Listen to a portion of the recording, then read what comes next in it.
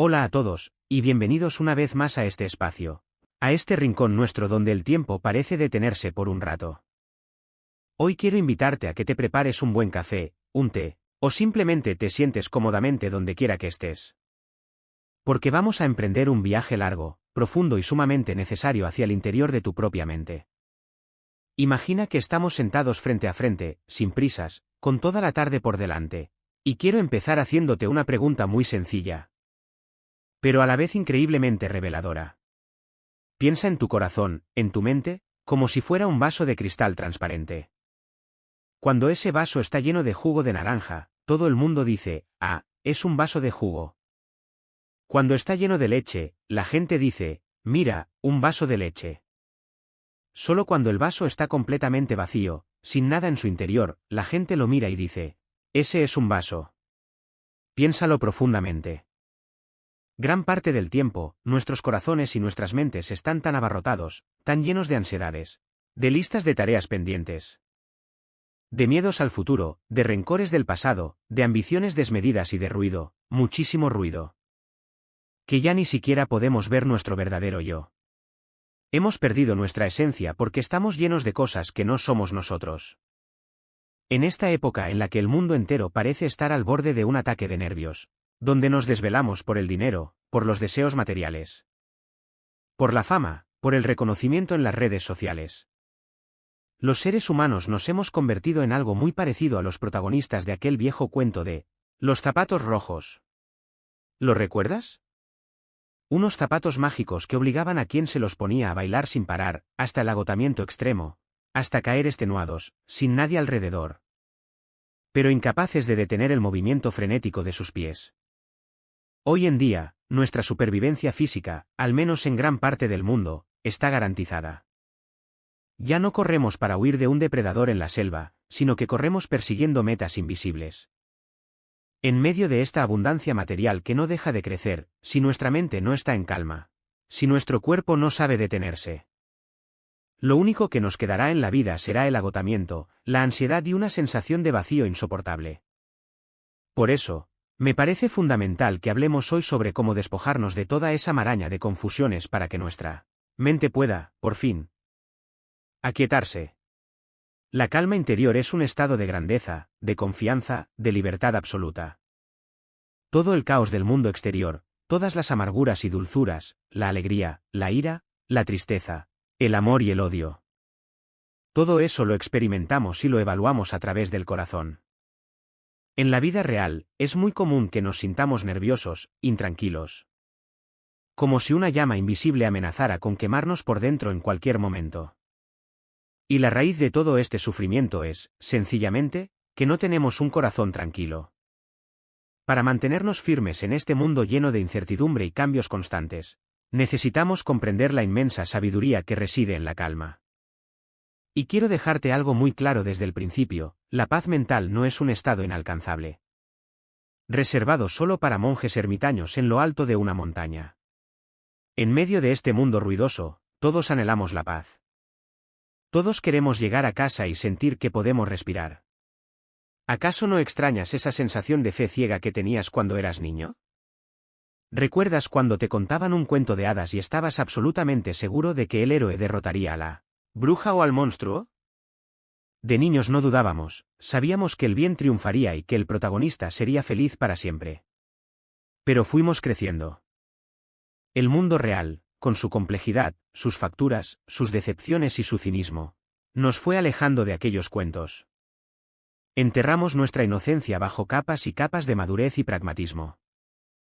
Sin embargo, si lográramos limpiar nuestra mente de tantos pensamientos tóxicos, de lo que llamaremos pensamientos basura, o malas hierbas, podríamos recuperar esa pureza y volver a experimentar la plenitud de nuestra infancia.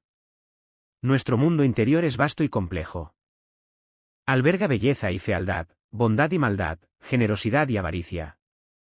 Nada de esto se puede tocar con las manos, pero domina absolutamente todas tus acciones. Imagina que las cosas buenas, la luz y la bondad, son pequeños brotes verdes en el jardín de tu mente. Y todas esas distracciones obsesivas, esos pensamientos que distorsionan tus emociones y te empujan hacia la envidia o la rabia, son las malas hierbas. Si permites que la maleza crezca sin control, terminará asfixiando a los brotes buenos. Pensemos en la envidia, por ejemplo. Es una mala hierba terrible. Es como una bomba de tiempo dentro del pecho. Vas por la vida persiguiendo un objetivo, y de repente ves que alguien es mejor que tú, o que llegó más rápido. Inmediatamente surge la queja, el sufrimiento, la ira, e incluso un sentimiento de inferioridad.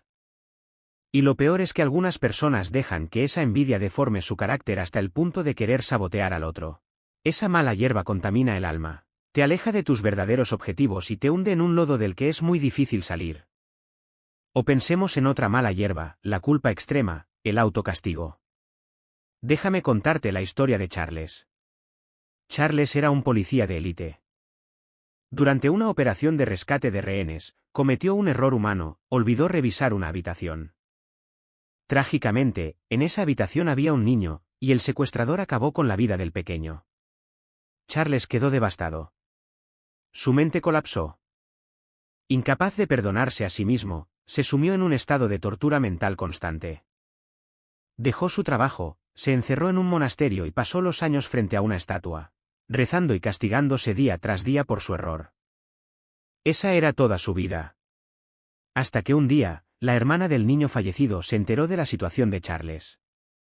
Lo buscó, lo sacó del monasterio y lo llevó a una sala llena de gente que reía y celebraba. Le dijo: Charles, todas estas personas son los rehenes que tú salvaste aquel día. Gracias a ti, hoy están vivos, son felices y te están profundamente agradecidos. Al ver a esos niños, ahora crecidos, Charles comprendió algo vital: no era un inútil. Su error fue doloroso, sí, pero su autocastigo de tantos años no solo no había reparado el pasado, sino que había sido una carga enorme para quienes aún lo querían.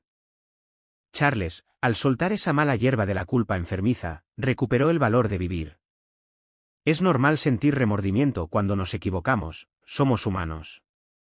Pero cuando ese remordimiento cruza la línea y te inmoviliza, cuando te ahogas en él y renuncias a tu derecho a existir y a enmendar, se convierte en un veneno. Limpiar estas malas hierbas es el único camino para dejarle espacio a tu jardín interior. ¿Pero cómo lo hacemos? ¿Cómo despejamos la oscuridad para dejar entrar la luz? La mayor parte de nuestro sufrimiento proviene de nuestra incapacidad para soltar. Nos aferramos a ideas, a personas, a expectativas. Las malas hierbas son la basura de la mente, un camino invisible de aflicción que interrumpe nuestra paz natural. Si quieres salud física, debes empezar por limpiar tu alma. Una mente llena de rencor envenena el cuerpo físico.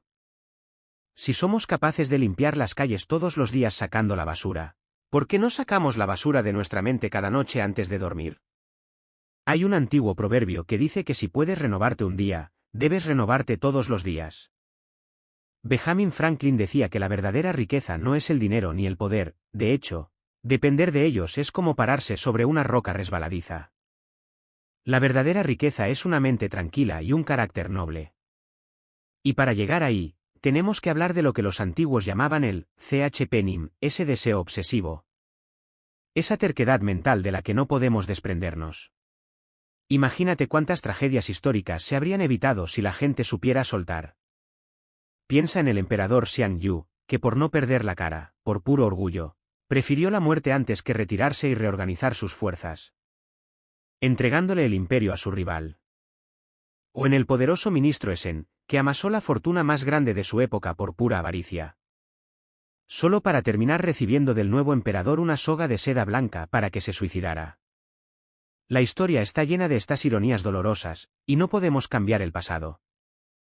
Pero podemos aprender que la enorme mayoría de nuestros arrepentimientos nacen de querer siempre más y no saber soltar a tiempo. La vida debería ser un proceso libre y feliz, pero nuestros deseos son como agujeros negros, imposibles de llenar. Corremos desesperados para atraparlo todo. Primero queremos una casa, luego más dinero, luego un cargo importante, luego queremos el reconocimiento del mundo entero. Y en esa carrera, nos quedamos sin aliento, exhaustos, vacíos. Somos seres ordinarios que vivimos, con suerte, unas pocas décadas en este planeta. Cuando estés agotado, pregúntate, ¿vale la pena? ¿No es mejor soltar el peso y caminar ligero? Hay una anécdota fantástica sobre esto. Un niño pequeño mete la mano en un frasco de dulces. Como es tan goloso, agarra un puñado gigantesco. Pero al intentar sacar la mano, se da cuenta de que el puño es más grande que la boca del frasco. Tira y tira, pero no sale. Frustrado y asustado, empieza a llorar. Su abuelo lo mira sonriendo y le dice: «Mira, pequeño, no quieres soltar los dulces, pero tampoco quieres quedarte atrapado. Sé un poco más sabio, confórmate con menos. Suelta algunos dulces, tu mano se hará más pequeña y saldrá sin ningún problema». Qué metáfora tan perfecta de nuestra vida adulta. Para ganar algo en la vida se necesita inteligencia, pero para saber soltar se requiere verdadera sabiduría y mucho coraje. Siempre buscamos poseer, raramente sabemos renunciar. Y así vemos a gente rica siendo esclava de su dinero, y a gente apasionada siendo destruida por relaciones tóxicas. Soltar no significa rendirse o no hacer nada, significa que, una vez que actúas, desapegas tu ego del resultado. Gana dinero, claro, pero úsalo sabiamente. No te conviertas en el avaro grandet que muere abrazando sus monedas de oro. Ama intensamente, sí, pero no exijas obsesivamente que el otro llene todos tus vacíos. Cuenta la leyenda que un noble acudió a Buda llevando 2 hermosos jarrones con flores en ambas manos como ofrenda. Buda lo miró y le dijo: «Suéltalo». El noble, obediente, soltó el jarrón de su mano izquierda, dejándolo en el suelo. Buda volvió a decirle: «Suéltalo». El noble soltó entonces el jarrón de su mano derecha.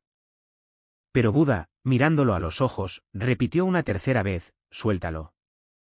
El noble, confundido, mostró sus manos vacías y preguntó: «Señor, mis manos ya están vacías. ¿Qué más quieres que suelte?» Y Buda respondió: «Aunque has soltado las flores que llevabas en las manos, en tu corazón aún no has soltado tus obsesiones, tus apegos, tus expectativas. Solo cuando sueltes el deseo de reconocimiento externo y las angustias de tu mundo interno, serás verdaderamente libre».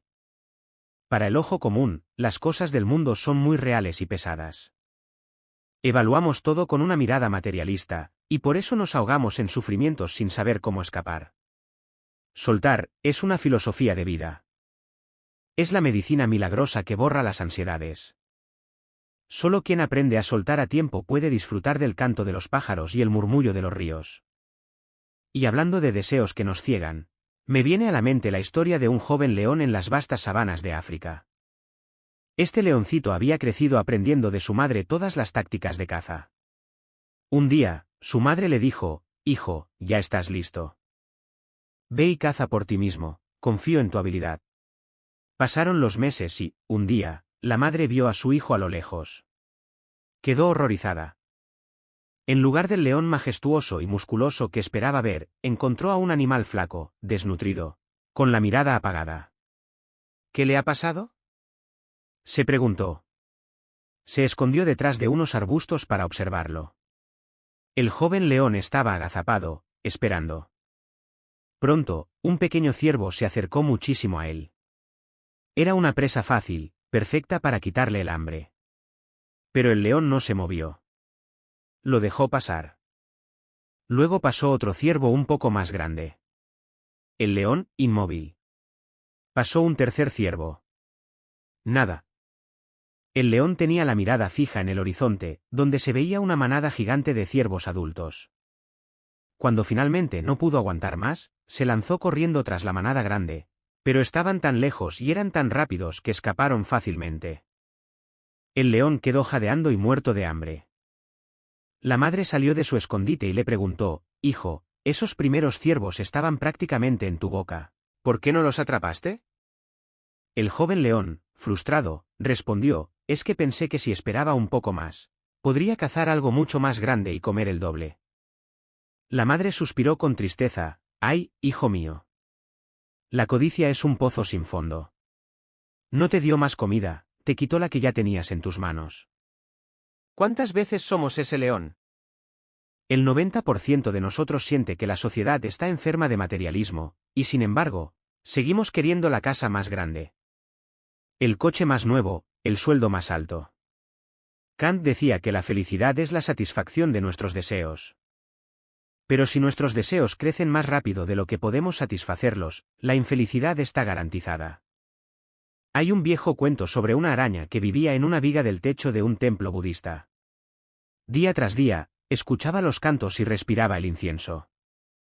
Un día, el maestro del templo, reconociendo la naturaleza espiritual del insecto, le preguntó: «Tú que llevas tanto tiempo aquí, dime, ¿qué es lo más valioso del mundo?». La araña, recordando una gota de rocío brillante que el viento le trajo un día a su telaraña y que luego otro viento se llevó, respondió con tristeza: «Lo más valioso del mundo es aquello que no puedes conseguir y aquello que has perdido». Así pensamos los humanos. Idealizamos lo inalcanzable y lloramos lo perdido, ignorando por completo la red que nos sostiene hoy. Y cuando la codicia y el deseo de validación se juntan, nace la vanidad, que es un collar precioso pero increíblemente pesado. ¿Recuerdas el cuento de Guy de Maupassant sobre el collar, verdad? Matilde, una mujer de clase media obsesionada con parecer rica, le pide prestado a una amiga adinerada un espectacular collar de diamantes para ir a un baile elegante. En la fiesta, Matilde es el centro de atención, hermosa, radiante, validada por todos. Pero al volver a casa, descubre que ha perdido el collar. Aterrorizada, ella y su esposo se endeudan hasta el cuello, trabajan de sol a sol, arruinan sus vidas, su juventud y sus manos durante 10 largos y miserables años para pagar un collar idéntico y devolverlo. Al pasar la década, Matilde, ahora envejecida y endurecida por el trabajo pesado, se encuentra con aquella amiga en un parque y le confiesa la verdad. La amiga, estupefacta, la mira con lástima y le dice: «Oh, mi pobre Matilde. Pero si mi collar era falso, era solo bisutería barata». Esa es la vanidad. Un collar de diamantes falsos por el que empeñamos nuestra vida real. Perseguir el bienestar no está mal, pero cuando nuestro único motor es él, ¿qué dirán?, nos destruimos. Piensa en el matemático Tartaglia, que pasó años descubriendo cómo resolver ecuaciones de tercer grado, y en Cardano, que se hizo pasar por su amigo. Le robó la fórmula, la publicó bajo su propio nombre y se llevó toda la gloria. Cardano disfrutó de la fama por un tiempo, bañado en la admiración de sus colegas, pero la mentira tiene patas cortas. Su engaño fue descubierto, y su nombre pasó a la historia asociado a la deshonra. Si queremos romper los grilletes de la vanidad, el primer paso, y el más doloroso, es conocernos a nosotros mismos. Tenemos que tener el coraje de mirarnos al espejo sin filtros y aceptar quienes somos, con nuestras virtudes y nuestros defectos intolerables. Cuando te conoces de verdad, los halagos excesivos no te hacen volar, y las críticas destructivas no te hunden. El verdadero héroe no es el que busca que su nombre esté grabado en piedra, sino el que trabaja por algo más grande que sí mismo. La vanidad es un sueño color de rosa, pero al despertar, tus manos siempre estarán vacías. Aléjate de ella, y de repente, tu caminar se volverá ligero, firme, incansable. Ahora, cambiemos un poco de perspectiva y hablemos del ritmo en el que vivimos. Seguro te ha pasado, vas en el transporte público, en el metro, o conduciendo al trabajo, y ya vienes estresado por un problema mínimo. De repente, alguien te pisa sin querer, o un coche se te cruza, y explotas. Sientes una furia desproporcionada. Esa rabia no es por el pisotón, esa rabia es la olla a presión de una vida que va demasiado rápido. Desde niños nos enseñan a estar ocupados: estudia, pasa los exámenes, entra a la universidad, consigue un trabajo, asciende, gana dinero. Compra la casa, cásate, ten hijos, apúrate, apúrate. Si miramos atrás, ¿en qué momento nos detuvimos a respirar? Nuestra vida es como un reloj de cuerda que alguien apretó al máximo, y el tic-tac no nos deja dormir. Cuenta una parábola que el majestuoso caballo blanco que acompañó al legendario monje Tan Sanzan en su épico viaje a la India para buscarlas escrituras budistas, era originalmente un caballo común y corriente que trabajaba en un molino de harina en la ciudad de Chanaan. Era fuerte y dócil, y daba vueltas todo el día moliendo el grano. El monje lo vio, reconoció su resistencia y lo eligió para su viaje. Años después, tras regresar victorioso, lleno de honores y convertido en el primer caballo del imperio, el caballo blanco decidió ir a visitar a sus antiguos amigos del molino, mulas, asnos y otros caballos. Todos lo rodearon, impresionados por sus historias de montañas nevadas, desiertos y demonios. El caballo blanco, con mucha humildad, les dijo: amigos, yo no soy especial. Yo solo caminé. Pero la ironía es que, en estos mismos 15 años, ustedes han caminado exactamente la misma cantidad de kilómetros que yo, sin detenerse un solo día. La única diferencia es que ustedes caminaron en círculos alrededor de una piedra, y yo caminé hacia un propósito. Podríamos pensar que la moraleja es menospreciar a los asnos del molino, pero no es así. Cada ser tiene su propósito, el imperio necesita quien traiga las escrituras, pero también necesita harina para comer. El problema no es trabajar en el molino, el problema es estar ciegamente ocupados sin saber por qué lo hacemos. A veces, por puro miedo a estar a solas con nuestros pensamientos, nos inventamos ocupaciones. Fingimos estar ocupados para sentirnos importantes. ¡Qué autoengaño tan destructivo! Frente a esta hiperactividad, te presento la magia de la inacción consciente. Imagina a un viejo pescador sentado en una roca frente al mar. Tira su caña y pase lo que pase, a las 2 horas exactas recoge sus cosas y se va a casa, caminando tranquilamente. Un empresario exitoso, adicto al trabajo, lo observa durante días y, sin poder contenerse, le pregunta: oiga, buen hombre, el mar está lleno de peces hoy. ¿Por qué no se queda un par de horas más y pesca el doble? El pescador lo mira con calma: ¿y para qué quiero el doble de peces? Pues para venderlos y ganar más dinero, responde el empresario. ¿Y para qué quiero más dinero?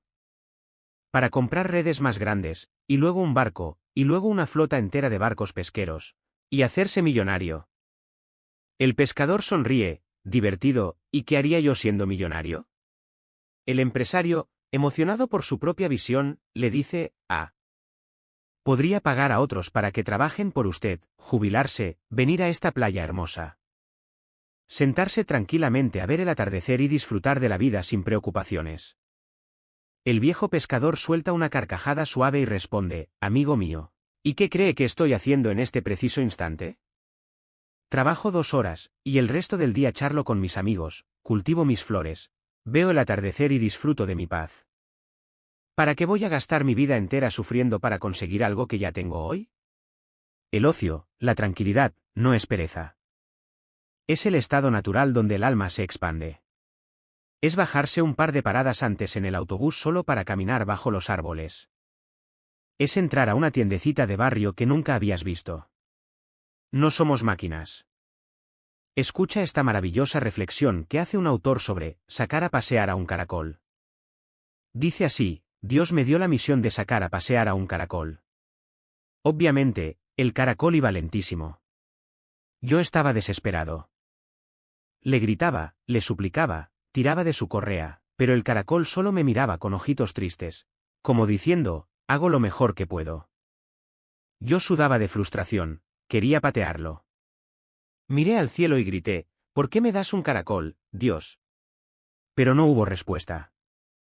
Rendido, decidí aflojar la correa y dejar que el caracol marcara el paso. Mi respiración se calmó.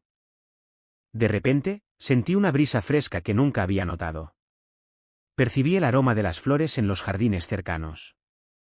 Escuché el canto de un pájaro escondido, vi cómo la luz del sol se filtraba entre las hojas pintando el suelo de dorado. El mundo era increíblemente hermoso. Y entonces lo entendí: Dios no me mandó a pasear al caracol. Dios mandó al caracol para que me sacara a pasear a mí. ¡Qué belleza de pensamiento! ¿Ya encontraste tu caracol? ¿Ya permitiste que algo, o alguien, te obligue a bajar el ritmo de tu locura diaria para que puedas oler las flores? Esta es la esencia de lo que llamamos nutrir el corazón. Un profesor universitario le preguntó a sus alumnos: ¿qué es lo mejor de la vida? Ellos hicieron una lista interminable: amor, salud, dinero, belleza, éxito profesional. El profesor sonrió y les dijo: han olvidado lo más importante, el cimiento de todo, la tranquilidad del alma. Sin ella, todo lo que han mencionado se convertirá en una fuente de estrés y sufrimiento. Si no tenemos paz interior, el dinero nos dará pánico a perderlo, la belleza nos obsesionará con la vejez, y el amor nos llenará de celos. Te cuento la historia del viejo herrero. En una calleja antigua, este herrero pasaba sus días vendiendo ollas de hierro y cadenas. Su negocio apenas le daba para comer, pero él era inmensamente feliz. Se pasaba las tardes tumbado en su silla de bambú, escuchando la radio, dormitando, con una vieja y fea tetera de arcilla púrpura a su lado, de la que bebía té constantemente. Un día, un experto en antigüedades pasó por ahí, vio la tetera y casi se desmaya. Esa tetera sucia tenía el sello de Dai Zengong, un legendario maestro artesano. Era una de las 3 que quedaban en el mundo, una estaba en Nueva York, otra en Taiwán, y esta, ahí, en el suelo. El coleccionista le ofreció 100,000 yuanes en efectivo. El herrero, asombrado, se negó a venderla porque era un recuerdo de su abuelo. El coleccionista se fue, pero la vida del herrero se arruinó al instante. Esa noche no pudo dormir en su silla de bambú. Daba vueltas en la cama, sudando. La tetera que lo había acompañado 60 años ya no era una tetera, era una fortuna, un peligro. Estaba paranoico pensando que se la iban a robar. Para colmo, el rumor corrió, y al día siguiente su casa se llenó de parientes codiciosos, vecinos pedigüeños, gente exigiendo préstamos y favores. Su pequeño paraíso de bambú se había convertido en un infierno de avaricia. Días después, el coleccionista regresó ofreciendo 200,000 yuanes. El herrero, al borde de la locura por la pérdida de su paz, llamó a todos sus parientes y vecinos, tomó su pesado martillo de forja y, frente a los ojos atónitos de todos, destrozó la tetera en 1000 pedazos. «Se acabó», gritó. Y volvió a sentarse en su silla de bambú. Hoy, dicen, tiene más de 100 años y sigue durmiendo sus siestas, feliz. La verdadera sabiduría es saber proteger tu tranquilidad a toda costa. Nuestra mente es como un florero. Si dejas el agua estancada, las flores se pudren. Hay que cambiar el agua, hay que limpiar los pensamientos turbios, para que el alma se nutra de aguas claras y cristalinas. Y una de las formas más hermosas de mantener el alma limpia es a través de una sonrisa. Sí, algo tan simple como eso. La sonrisa es el lenguaje universal del alma. Pensemos en Nansen, un excelente piloto que durante la Guerra Civil Española tuvo la desgracia de ser capturado por las tropas enemigas. Su vida en prisión era miserable, una espera constante de la muerte. Nansen empezó a fumar para calmar sus nervios. Un día, buscó fuego pero no tenía cerillas. Se acercó a los barrotes y, con mucho miedo, le pidió fuego al guardia. El carcelero, un hombre de rostro duro y cruel, lo miró con desprecio, sacó un fósforo y se acercó.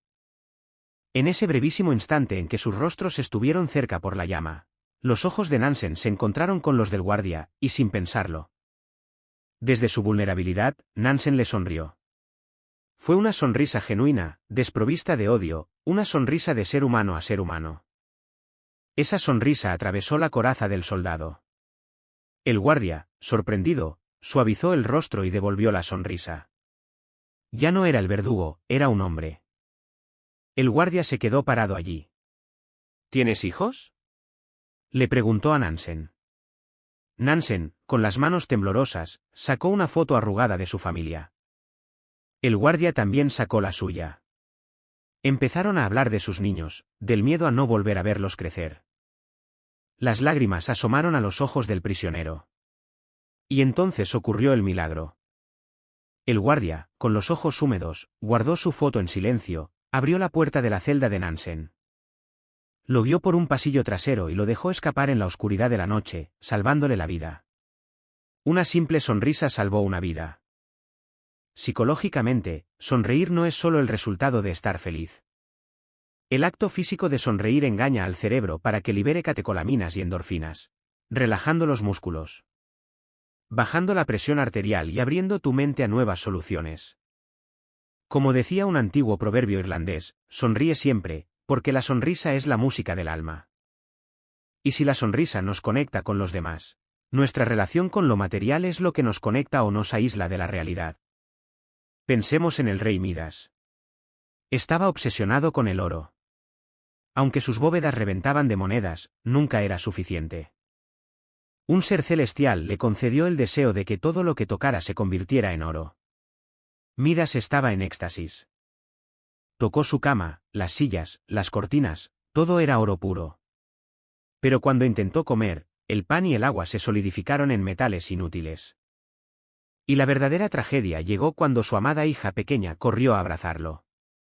Al tocarla, la niña se convirtió en una estatua de oro frío, sin vida, sin risa. Midas cayó de rodillas, llorando amargamente, dándose cuenta de que era el hombre más miserable de la tierra. Prefería 1000 veces la risa de su hija y un pedazo de pan que todas las riquezas del universo. Esta es una lección brutal sobre lo que sucede cuando nuestro centro de gravedad se desplaza hacia las cosas externas.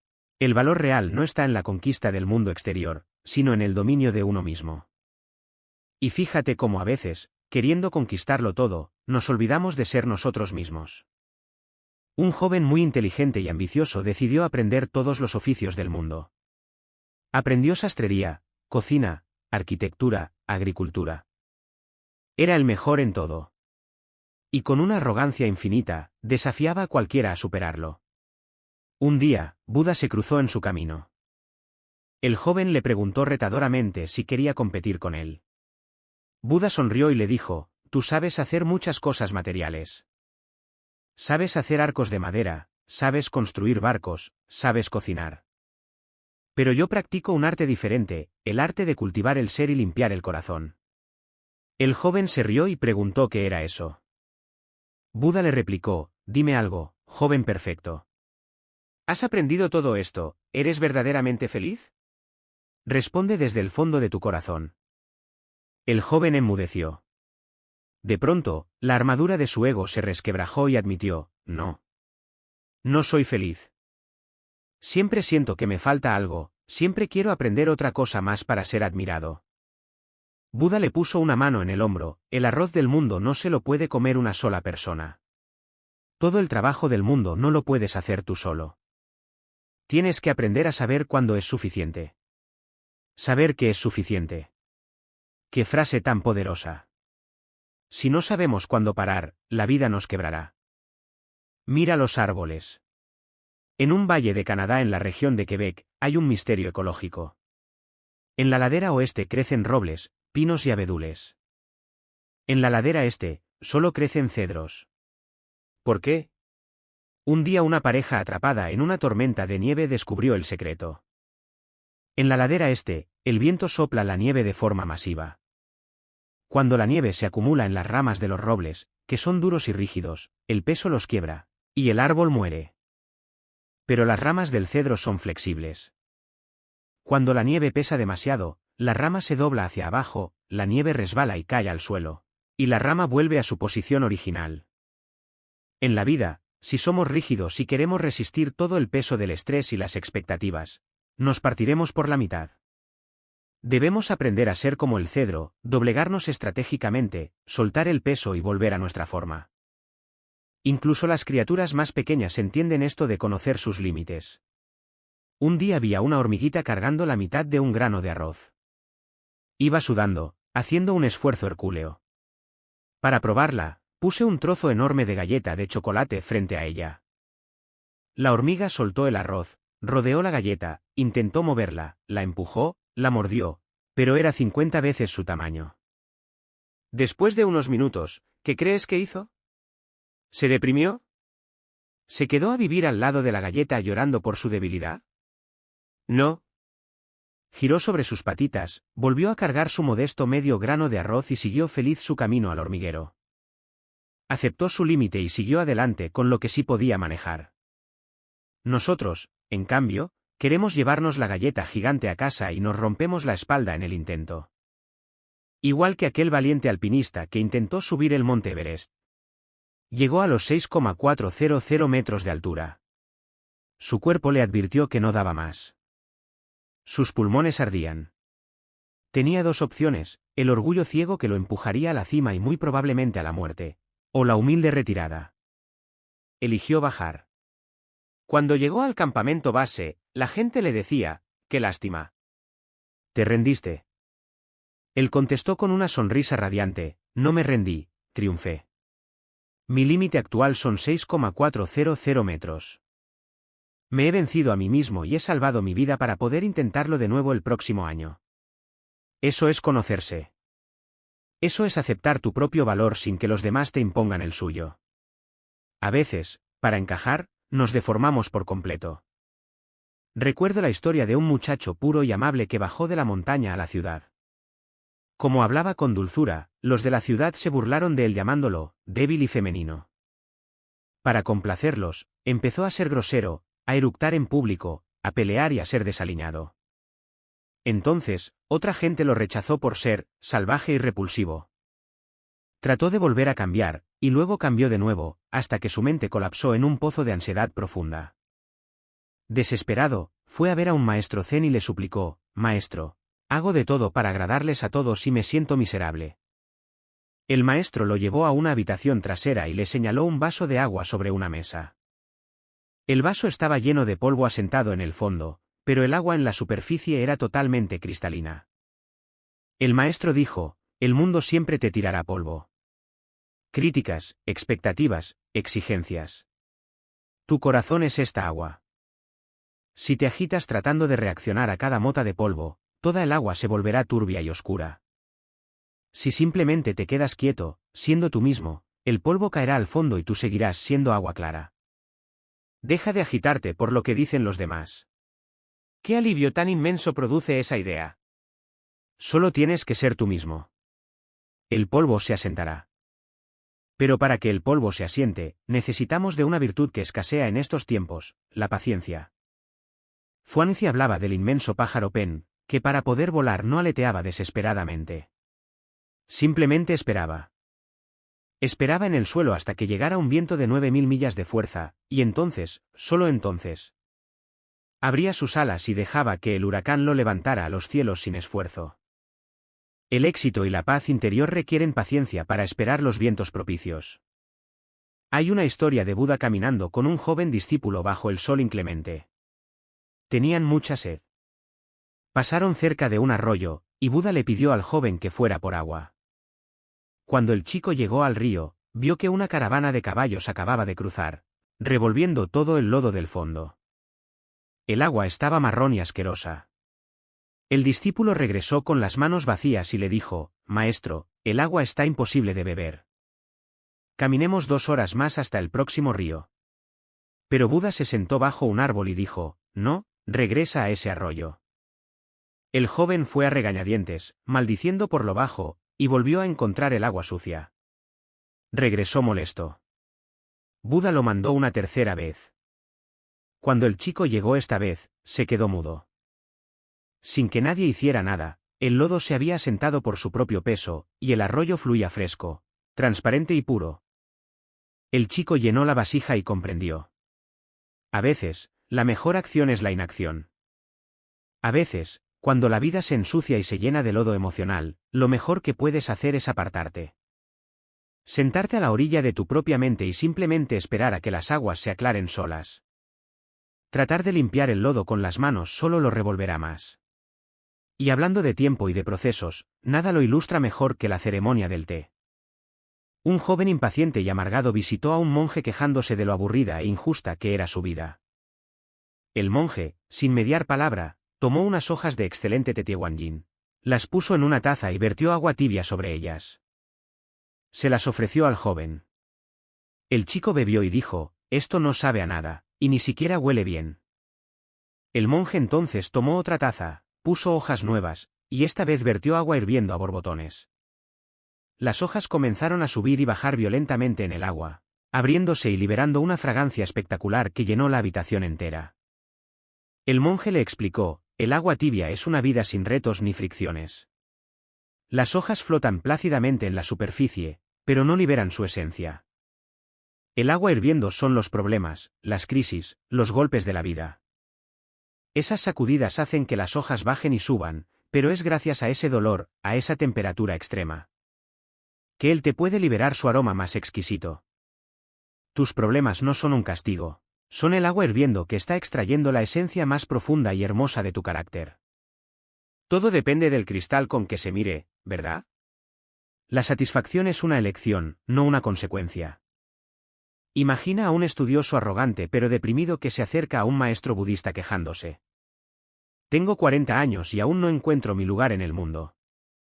El maestro se agachó tranquilamente, recogió un pétalo de ciruelo que había caído en la tierra y dijo: Tu lugar ideal es exactamente el lugar que pisan tus pies en este momento. A veces miramos tan lejos buscando la felicidad que pisoteamos las flores que ya están bajo nuestros zapatos. Tratamos de hacer la vida tan perfecta que terminamos arruinándola, como aquel pescador que encontró una perla hermosísima en el mar. Era enorme, brillante, perfecta, salvo por un diminuto puntito negro en un costado. El pescador, obsesionado con la perfección absoluta, tomó un cuchillo y raspó la perla para quitar el punto. Pero debajo había otro punto. Raspó más, y más. ¿El resultado? El punto negro desapareció, sí, pero la perla también. Quedó reducida a polvo entre sus dedos. Aceptar la imperfección es el primer paso hacia la alegría. Hasta las bellezas más legendarias de la historia tenían sus defectos físicos. La Venus de Milo nos fascina justamente porque le faltan los brazos. Una vida sin manchas no existe. Y si te cuesta ver la alegría en la imperfección, déjame contarte mi cuento favorito de Hans Christian Andersen, Lo que hace el viejo. Bien hecho está. Había un anciano muy pobre que tenía un caballo. Decidió ir al mercado a cambiarlo por algo útil. En el camino, vio a un hombre con una vaca y pensó que la leche sería buena, así que cambió el caballo por la vaca. Más adelante, vio a alguien con una oveja y pensó en la lana, así que cambió la vaca por la oveja. Luego cambió la oveja por un ganso, el ganso por una gallina, y finalmente, al ver a un muchacho tirando una bolsa de manzanas podridas a los cerdos. Cambió la gallina por las manzanas, pensando que sería una gran anécdota. Dos nobles ingleses riquísimos en una taberna lo escucharon y se burlaron de él a carcajadas. Tu mujer te va a dar una paliza cuando llegues a casa con basura en lugar de un caballo, le dijeron. El viejo apostó un cofre de oro a que su mujer no lo haría. Fueron juntos a la casa. El viejo empezó a contarle a su mujer: cambié el caballo por una vaca. Y ella decía: ¡qué maravilla! Tendremos leche. Pero la cambié por una oveja. Aún mejor, tendremos abrigos de lana. Y así hasta llegar a las manzanas podridas. La mujer, radiante de felicidad, le dio un beso y dijo: eres el mejor marido del mundo. La vecina odiosa me negó un poco de hierbas diciendo que yo no tenía ni una manzana podrida para darle. Ahora podré lanzarle toda una bolsa a la cara. Los nobles, estupefactos ante tanta positividad y amor incondicional, pagaron la apuesta. Ese viejo, con sus manzanas podridas y su esposa amorosa, era más inmensamente rico que los nobles con su oro. La felicidad no es tener lo mejor de todo, es hacer lo mejor con lo que tienes. La mente determina la realidad. Un hombre que cae en un charco de lodo puede llorar por su traje sucio, o puede reír de alegría porque no cayó en un precipicio. Quiero terminar esta profunda charla de café con una imagen que resume todo lo que hemos hablado. Imagina a un rico comerciante de joyas viajando por las montañas, siendo acechado por un ladrón despiadado. En la persecución, ambos se adentran en una cueva oscura y profunda. El ladrón logra acorralar al comerciante, le roba todas las joyas, y como golpe final, le roba también la única antorcha que llevaban, dejándolo sumido en la oscuridad más absoluta y aterradora. El ladrón, sintiéndose victorioso y seguro porque tenía la luz y el tesoro, empezó a caminar rápido buscando la salida. Pero la luz de la antorcha limitaba su visión solo a lo que estaba iluminado. No veía las corrientes de aire ni los abismos más allá de la llama. Terminó perdiéndose y muriendo en la cueva. El comerciante, por su parte, al verse despojado de todo, se sentó en silencio en la oscuridad total. Tras un largo rato de calma, sus pupilas se dilataron al máximo. Sus sentidos se agudizaron. Pudo percibir el más leve cambio de temperatura en la roca, y eventualmente pudo divisar una aguja de luz natural a la distancia que la antorcha jamás le hubiera permitido ver. Siguiendo esa pequeñísima luz, logró salir de la cueva y sobrevivir. A veces, la vida nos roba nuestra antorcha, nuestro trabajo, nuestra pareja, nuestro dinero, nuestra seguridad. Y sentimos que nos han dejado morir en la oscuridad. Pero es exactamente en ese momento de despojo, cuando soltamos las obsesiones, apagamos el ruido y abrazamos el silencio de la mente, que nuestros ojos del alma se abren. Empezamos a ver las luces verdaderas, Aquellas que siempre estuvieron ahí pero que la falsa luz del ego nos impedía notar. Mantén la calma, respira profundo y confía. Las aguas de tu mente se aclararán, y te lo prometo, encontrarás la salida. Gracias por acompañarme en este viaje interior. Hasta la próxima.